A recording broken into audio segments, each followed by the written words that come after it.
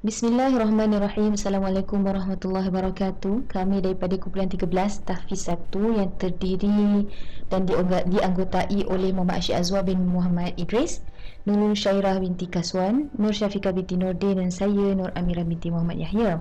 Jadi insyaAllah hari ini kita akan berkongsi sedikit berkenaan dengan topik di bawah tajuk Kapasiti Pelan Pembelajaran Bermakna KPPB, iaitu di bawah subjek EDUP 2093 Pedagogi oleh Puan Hajar Nur Rashikin binti Jasmine. Jadi insyaAllah saya akan menerangkan berkenaan dengan sedikit konsep asas berkenaan dengan pelan pembelajaran bermakna.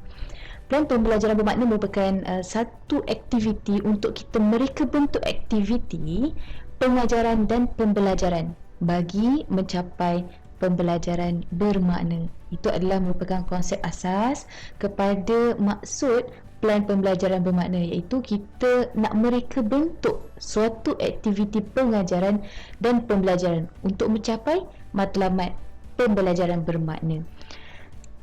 Seterusnya, untuk mencapai matlamat pembelajaran bermakna, maka kita perlu menyediakan suatu pelan sebagai pelan tindakan guru. Jadi, penyediaan pelan pembelajaran bermakna ini menggunakan prinsip WHERTO, WHERTO. Okey, kita akan tengok selepas ini apa yang dimaksudkan dengan WHERTO. Konsep dan juga prinsip ini digunakan dalam kita membuat penyediaan pelan pembelajaran bermakna. Ya, selain daripada kita memfokuskan kepada keperluan kurikulum untuk pelan pembelajaran bermakna ini, maka pertimbangan perlu juga berdasarkan kepada 5 model. Yang pertama, model pembelajaran pelajar. Yang kedua, model reka bentuk pembelajaran atau kita sebut sebagai MRBP. Yang ketiga, model kerangka kerja 3E. 3E itu apa? Engagement, Enhancement, Extension. Yang keempat, model kerangka kerja 3R, iaitu rigor, relevance dan juga relationship. Dan yang kelima, kita mengambil pertimbangan melalui model kompetensi pembelajaran bermakna 6C. Apa yang diakronimkan sebagai kompetensi pembelajaran bermakna 6C? C yang pertama ialah critical thinking, creative thinking, citizenship, collaboration, communication, as well as character. InsyaAllah kita akan jelaskan sedikit selepas ini. Seterusnya, kita pergi kepada prinsip yang saya sebutkan tadi, iaitu prinsip WHERTO, yang mana prinsip ini dijadikan asas kepada bagaimana kita menyediakan pelan pembelajaran bermakna. Okay. Jadi WHERTO, prinsip ini telah diadaptasi daripada Wiggins dan McTighe 2005. Okey, jadi akronim kepada WHERTO ni adalah yang pertama W, where, ke mana arah tujuan pembelajaran. Kita nak bawa ke mana pembelajaran dalam sesi PDP kita ni, matlamat kita. Yang kedua, hook, bagaimana kita nak cakup mereka ini ataupun pelajar ini untuk menarik minat pelajar untuk melalui proses pembelajaran. Yang ketiga, E, iaitu equip, kita membantu pelajar dengan menyediakan peralatan ataupun aktiviti-aktiviti yang boleh membantu mereka meneroka dan mengalami idea yang utama, iaitu idea utama, idea asas berkenaan dengan isi kandungan pelajaran tersebut. Yang keempat, rethink. R, rethink, kita memberi peluang pelajar berfikir semula tentang isi kandungan pelajaran dan semak semula adakah apa yang mereka fikirkan tersebut selari dengan matlamat pembelajaran hari tersebut. Seterusnya, evaluate. Jadi prinsip evaluate ini, kita perlu menyediakan pelan pembelajaran bermakna ini untuk kita menilai kerja mereka dan implikasinya. Jadi bagaimana aktiviti yang kita lakukan dalam sesi pembelajaran yang akhirnya akan membawa kepada matlamat pembelajaran bermakna, kita hendak menilai bagaimana hasil kerja mereka dan apa kesan kepada pelajar tersebut. Seterusnya, yang kedua terakhir, iaitu tailored, iaitu sesuai dengan kebolehan dan latar belakang pelajar. Kita tidak buat sesuatu ataupun kita tidak merangka sesuatu tanpa kita melihat dan mengukur serta menilai kebolehampuan pelajar terhadap isi kandungan pelajaran. Setiap pelajar mempunyai kebolehan dan kemampuan yang berbeza, maka guru hendaklah menyesuaikan aktiviti sesi pengajaran dan pembelajaran tersebut sesuai dengan latar belakang pelajar. Dan yang terakhir, konsep ataupun prinsip GRIDE ini adalah organized, yang mana pelan yang kita lakukan untuk pembelajaran bermakna ini haruslah tersusun dan melibatkan pelajar secara maksimum. Tidak ada yang terkecuali, malah kita melibatkan secara keseluruhan. Baik, yang seterusnya kita pergi kepada model yang saya sebutkan di awal tadi.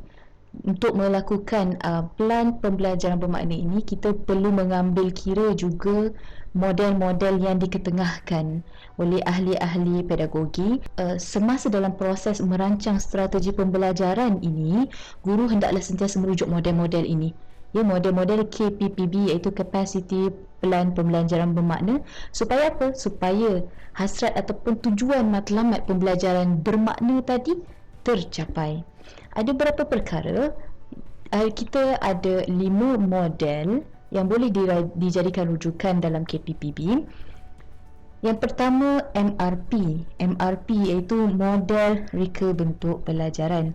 Bagaimana model ini kita mereka semula pembelajaran yang sedia ada kepada pembelajaran yang lebih bermakna menggunakan digitalkah dan peralatan-peralatan yang sesuai dengan keadaan semasa.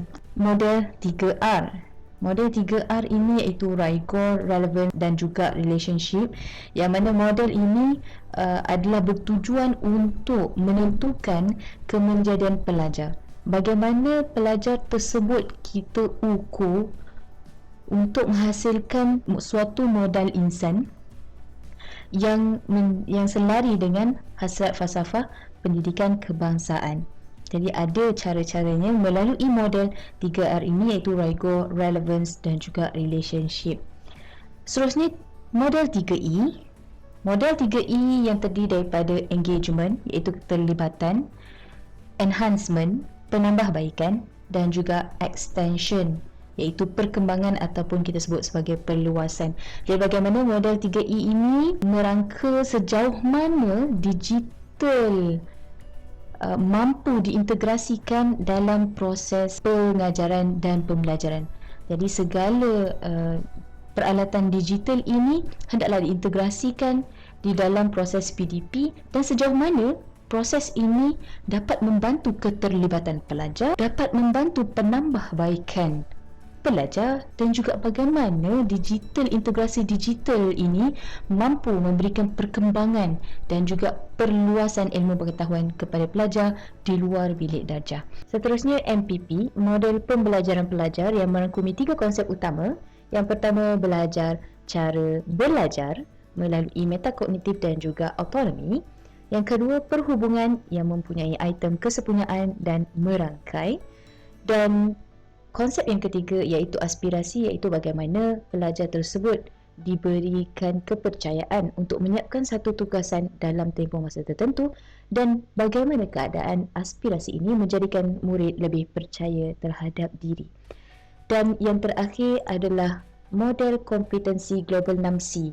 C yang pertama iaitu critical thinking, berfikiran kritis, creative thinking, berfikiran kreatif, collaboration, berkolaborasi.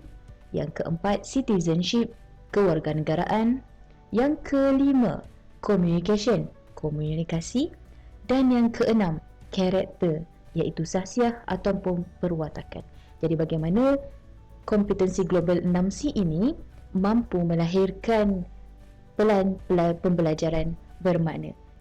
Jadi secara kesimpulannya, bagaimana keseluruhan model yang ditunjukkan ini mampu merungkai dan merangkai ke arah kurikulum dan membina pelan pembelajaran bermakna. Jadi sekian itu saja daripada kami. Terima kasih dan Assalamualaikum.